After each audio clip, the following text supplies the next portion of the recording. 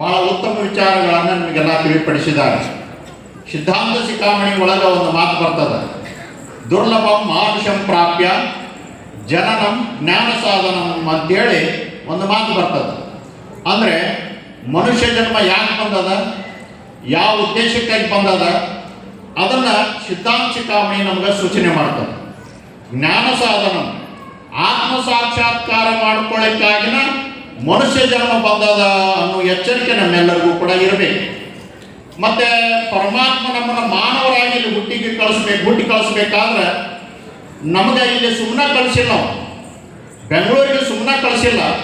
ಪರಮಾತ್ಮ ಏನು ಮಾಡ್ಯಾನ ಅಂದ್ರೆ 3 ವರಗಳನ್ನು ಕೊಟ್ಟು ಕಳಿಸ್ಯಾರ. ಆ 3 ವರ ಯಾವುದು ಬರ್ತೈತ್ರೆ? ಆ 3 ವರ ತಗೊಂಡು ಬಂದೇವಿ. ಆ 3 ವರ ತಗೊಂಡು ಬಂದೇವಿ. ಇಲ್ಲಿ ಬಂದ ಮೇಲೆ, ಬೆಂಗಳೂರಿಗೆ ಬಂದ ಮೇಲೆ ಅವ್ನು ಗದ್ದಲದೊಳಗೆ ಮರ್ತಾ ಬಿಟ್ಟೇವೆ ನಾವು. ಆ 3 ವರ ಯಾವುದು ಅಂದರೆ, 1ನೇದು ಮಾನವನ ದೇಹ, 2ನೇದು ಸದ್ಗುರುವಿನ ಸಹಾಯ, 3ನೇದು ಮೋಕ್ಷವನ್ನು ಹೊಂದುವ ಬಯಕೆ. ಅದರೊಳಗೆ ಮೊದಲೇದು ಮಾನವನ ದೇಹ. ಮಾನವನ ದೇಹ ಎಲ್ಲದಕ್ಕೂ ಸಾಧನೆಗೆ ಬಹಳ ಮುಖ್ಯವಾಗಿರುವಂಥದ್ದು. ಅಷ್ಟೇ ಅಲ್ಲ, ಈ ಮಾನವ ದೇಹ ಅದಲ್ಲ, ಇದೊಂದು ಅದ್ಭುತವಾಗಿರುವಂಥದ್ದು. ಬ್ರಹ್ಮಾಂಡದ ರಹಸ್ಯವನ್ನು ಇವತ್ತಿಗೂ ಕೂಡ ಯಾರಿಗೂ ಬೆಳೆಸೋಕ್ಕಾಗಿಲ್ಲ. ಅಷ್ಟೇ ರಹಸ್ಯಮಯವಾಗಿರುವಂಥದ್ದು ಯಾವುದು ಅಂದರೆ ಈ ಮಾನವನ ಶರೀರ.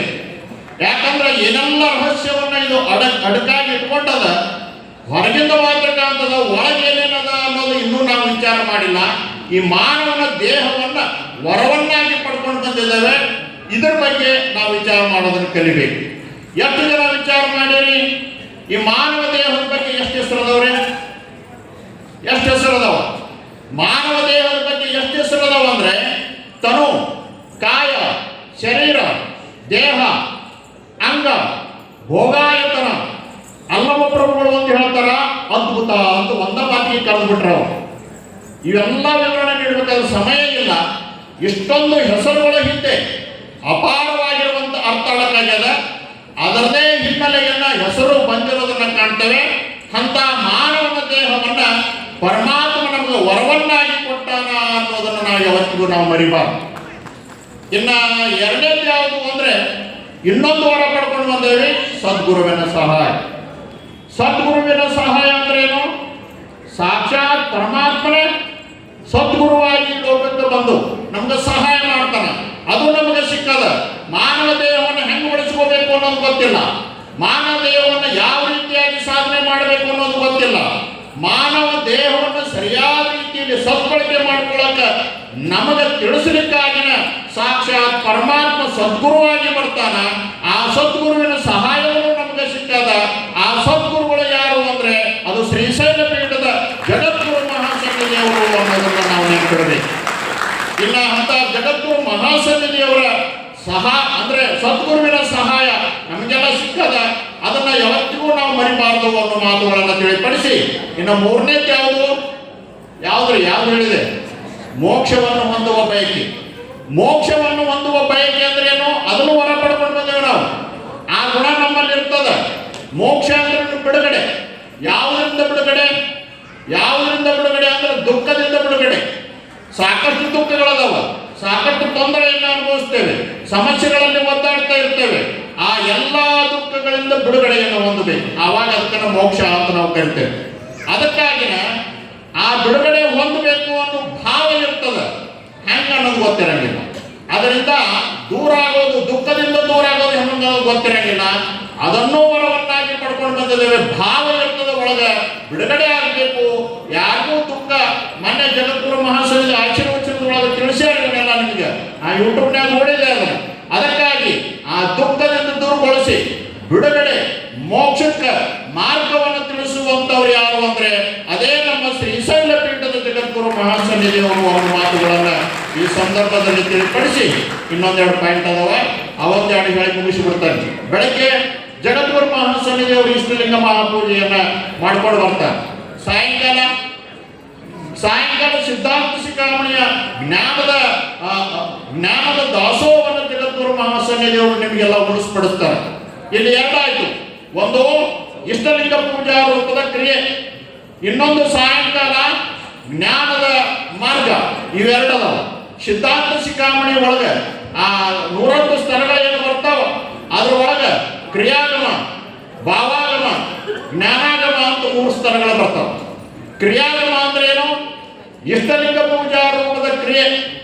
ಆ ಇಷ್ಟಲಿಂಗದ ಪೂಜೆಯನ್ನ ಹೊರಗೆ ಹೆಂಗೆ ಮಾಡಬೇಕು, ಒಳಗೆ ಹೆಂಗೆ ಮಾಡಬೇಕು, ಅದರ ಒಂದು ಮರ್ಮವನ್ನ ಸಾಕ್ಷಾತ್ ಲಿಂಗ ಪೂಜೆ ಮಾಡುವುದರೊಂದಿಗೆ ಅದರ ಎಲ್ಲ ಕ್ರಿಯೆಗಳನ್ನ ನೀವು ಬೆಳಗ್ಗೆ ನೋಡಿದರೆ ಮುಂದೆ ಅದೇ ಕ್ರಿಯೆಗೆ ಸಂಬಂಧಿಸಿದ ಜ್ಞಾನ ಆ ಲಿಂಗ ಪೂಜೆಯ ಉದ್ದೇಶವನ್ನಾಗಿಟ್ಟುಕೊಂಡು, ಶಿವಯೋಗ ಮಾರ್ಗದ ಉದ್ದೇಶವನ್ನಾಗಿಟ್ಟುಕೊಂಡು ರಚನೆ ಆಗಿರುವಂತಹ ಜ್ಞಾನದ ಗ್ರಂಥ ಯಾವುದು ಅಂದ್ರೆ ಸಿದ್ಧಾಂತ ಶಿಖಾಮಣಿ.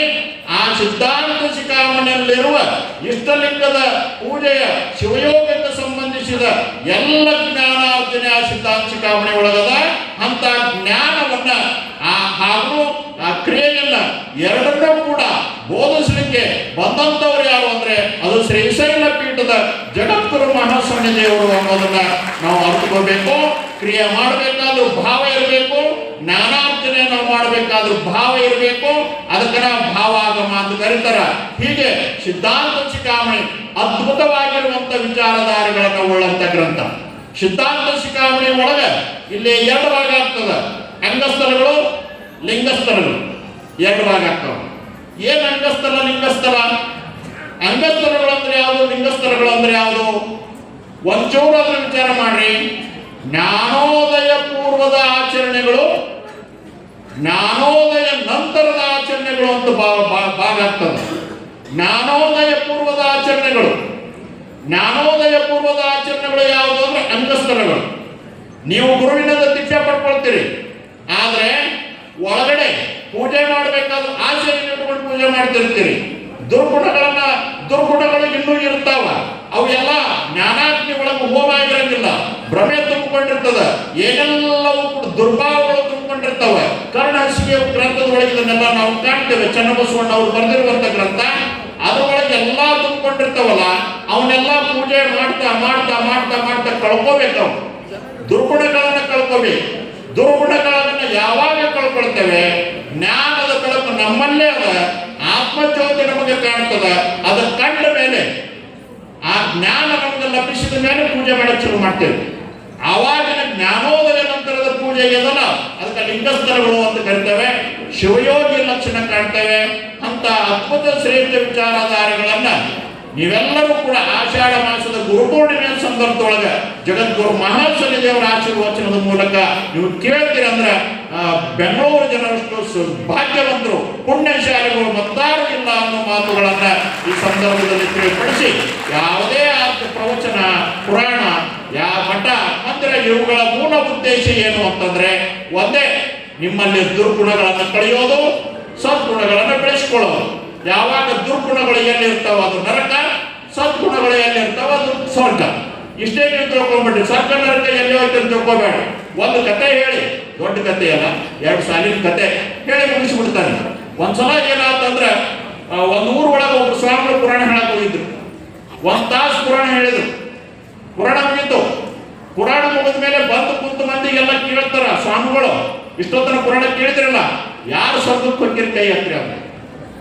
ಯಾರು ಸ್ವರ್ಗಕ್ಕೆ ಹೋಗಿರ್ ಕೈ ಹತ್ರಿ ಅಂದ ಕೂಡಲೇ ಎಲ್ಲರೂ ನಾ ಹೋಗ್ತಾರೆ, ನೀವು ಹೋಗ್ತಾರೆ ಅಂತ ಕೈ ಇದ್ದಿದ್ರು ಅಲ್ಲೊಬ್ರು.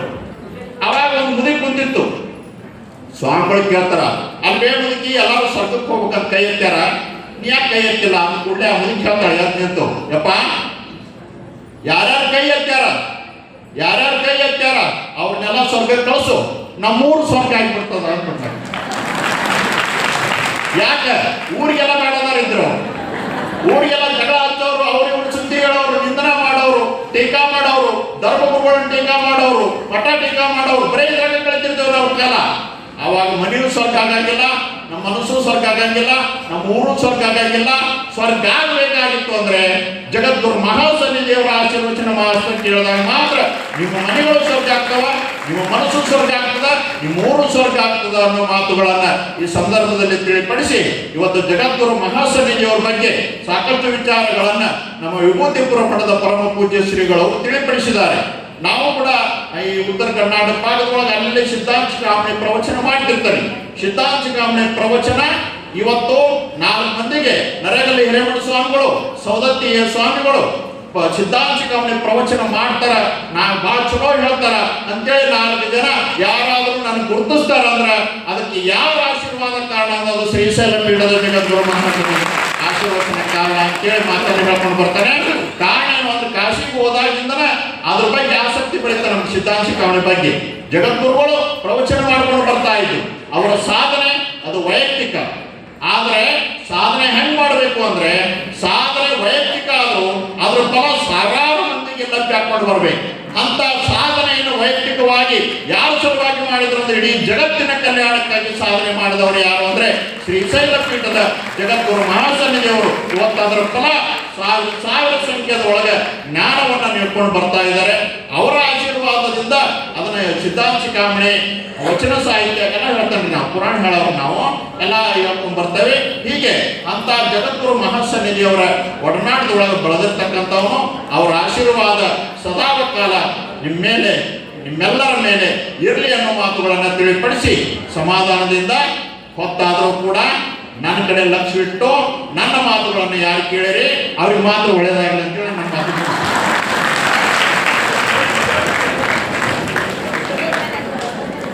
ಯಾರ್ಯಾರು ಸ್ವರ್ಗಕ್ಕೆ ಹೋಗಿರ್ತೀವಿ ಅಂತ್ರಿ?